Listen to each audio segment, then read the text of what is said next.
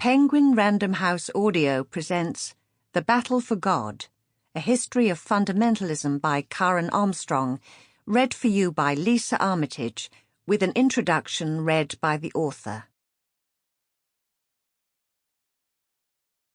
Introduction.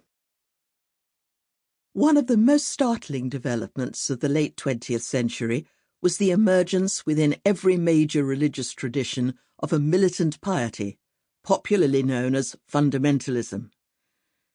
Its manifestations are sometimes shocking. Fundamentalists have gunned down worshippers in a mosque, have killed doctors and nurses who work in abortion clinics, have shot their presidents, and have even toppled a powerful government. It is only a small minority of fundamentalists who commit such acts of terror, but even the most peaceful and law-abiding are perplexing, because they seem so adamantly opposed to many of the most positive values of modern society. Fundamentalists have no time for democracy, pluralism, religious toleration, peacekeeping, free speech, or the separation of church and state. Christian fundamentalists reject the discoveries of biology and physics about the origins of life and insist that the Book of Genesis is scientifically sound in every detail. At a time when many are throwing off the shackles of the past, Jewish fundamentalists observe their revealed law more stringently than ever before, and Muslim women, repudiating the freedoms of Western women, shroud themselves in veils and chadors. Muslim and Jewish fundamentalists both interpret the Arab-Israeli conflict, which began as defiantly secularist, in an exclusively religious way. Fundamentalism, moreover, is not confined to the great monotheisms. There are Buddhist, Hindu, and even Confucian fundamentalisms, which also cast aside many of the painfully acquired insights of liberal culture, which fight and kill in the name of religion, and strive to bring the sacred into the realm of politics and national struggle. This religious resurgence has taken many observers by surprise. In the middle years of the 20th century, it was generally taken for granted that secularism was an irreversible trend, and that faith would never again play a major part in world events. It was assumed that as human beings became more rational, they would either have no further need for religion or would be content to confine it to the immediately personal and private areas of their lives. But in the late 1970s, fundamentalists began to rebel against this secularist hegemony and started to wrest religion out of its marginal position and back to center stage. In this, at least, they have enjoyed remarkable success. Religion has once again become a force that no government can safely ignore. Fundamentalism has suffered defeats, but it is by no means quiescent. It is now an essential part of the modern scene, and will certainly play an important role in the domestic and international affairs of the future. It is crucial, therefore, that we try to understand what this type of religiosity means, how and for what reasons it has developed, what it can tell us about our culture, and how best we should deal with it. But before we proceed, we must look briefly at the term fundamentalism itself, which has been much criticized. American Protestants were the first to use it. In the early decades of the 20th century, some of them started to call themselves fundamentalists to distinguish themselves from the more liberal Protestants, who were, in their opinion, entirely distorting the Christian faith. The fundamentalists wanted to go back to basics and re-emphasize the fundamentals of the Christian tradition, which they identified with a literal interpretation of Scripture and the acceptance of certain core doctrines. The term fundamentalism has since been applied to reforming movements in other world faiths in a way that is far from satisfactory.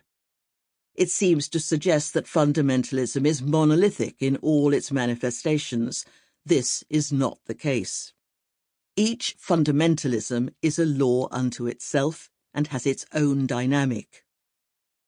The term also gives the impression that fundamentalists are inherently conservative and wedded to the past, whereas their ideas are essentially modern and highly innovative. The American Protestants may have intended to go back to the fundamentals, but they did so in a peculiarly modern way. It has also been argued that this Christian term cannot be accurately applied to movements that have entirely different priorities. Muslim and Jewish fundamentalisms, for example, are not much concerned with doctrine, which is an essentially Christian preoccupation. A literal translation of fundamentalism into Arabic gives us usuliyya, a word that refers to the study of the sources of the various rules and principles of Islamic law. Most of the activists who are dubbed fundamentalists in the West are not engaged in this Islamic science, but have quite different concerns. The use of the term fundamentalism is therefore misleading. Others, however, argue simply that, like it or not, the word fundamentalism is here to stay, and I have come to agree. The term is not perfect, but it is a useful label for movements that, despite their differences, bear a strong family resemblance. At the outset of their monumental 6-volume fundamentalist project, Martin E. Marty and R. Scott Appleby argue that the fundamentalisms all follow a certain pattern. They are embattled forms of spirituality which have emerged as a response to a perceived crisis.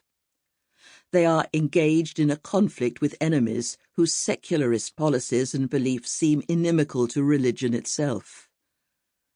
Fundamentalists do not regard this battle as a conventional political evil.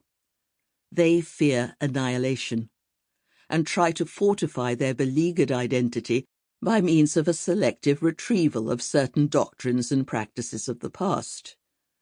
To avoid contamination, they often withdraw from mainstream society to create a counterculture. Yet fundamentalists are not impractical dreamers. They have absorbed the pragmatic rationalism of modernity, and, under the guidance of their charismatic leaders, they refine these fundamentals so as to create an ideology that provides the faithful with a plan of action. Eventually, they fight back and attempt to re-sacralize an increasingly skeptical world. To explore the implications of this global response to modern culture, I want to concentrate on just a few of the fundamentalist movements that have surfaced in Judaism, Christianity, and Islam, the 3 monotheistic faiths. Instead of studying them in isolation from one another, I intend to trace their development chronologically, side by side, so that we can see how deeply similar they are.